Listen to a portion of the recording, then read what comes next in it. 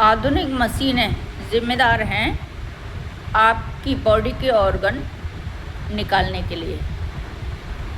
मशीनें बताती हैं कि ये ख़राब है और अब ये ऑर्गन ट्रांसप्लांट करना पड़ेगा, और आप उसको मान लेते हैं। सिम्टम्स कुछ भी नहीं है भले आपके, लेकिन मशीन ने बताया है इसलिए आप मान लेते हैं। समस्या का समाधान पहले भी होता था और आज भी होता है। अगर आप सुयोग्य वैद्य से, सुयोग्य चिकित्सक से मिलेंगे जो आपके हित में काम करेगा।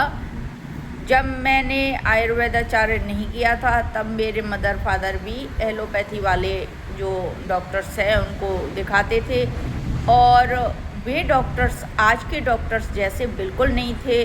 मुझे ताज्जुब है, उस समय वो इतने सरल, अच्छे और सबके हित में काम करने वाले होते थे। आज क्या हो गया?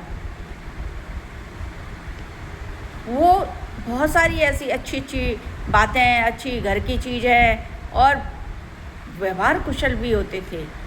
आज व्यावसायिकता ने इतना ज़्यादा कबाड़ा किया है कि पेशेंट से बात करना तो दूर, उसकी बात सुनना ही नहीं चाहता है व्यक्ति। कोई लोग कहते हैं कि भाई हिस्ट्री टेकिंग होनी चाहिए, ओरिजिनल बात पता करने के लिए उसकी पास्ट हिस्ट्री होनी चाहिए, प्रेजेंट हिस्ट्री होनी चाहिए, तब जाके कहीं निदान तक हम पहुंच पाते हैं। लेकिन ऐसा होता नहीं है, ना तो पेशेंट कुछ कह पाता है, और डॉक्टर्स जब मेडिसिन लिख देते हैं फिर उसको डेट पे डेट देते जाते हैं कि आप तब आओ तब आओ तब आओ। तो कई लोग निराश हो जाते हैं, क्योंकि उस जिस अंतराल में वो बुलाते हैं उस अंतराल में फ़ायदा कुछ भी नहीं होता है उनको।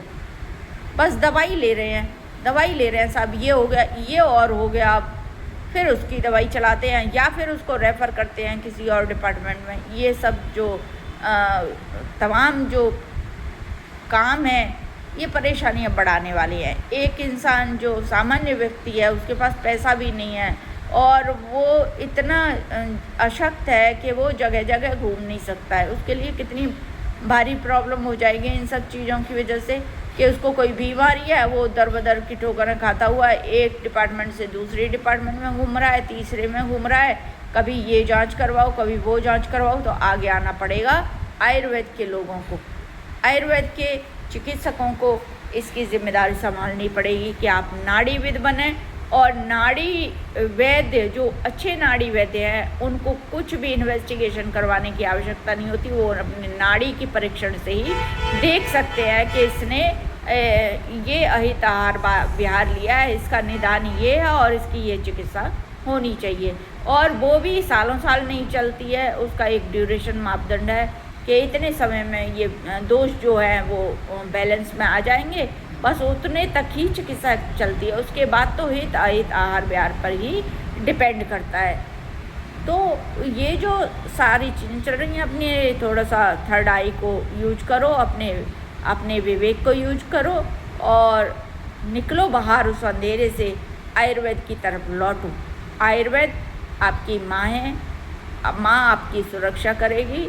आप वापस लौटें अपनी जड़ों की ओर।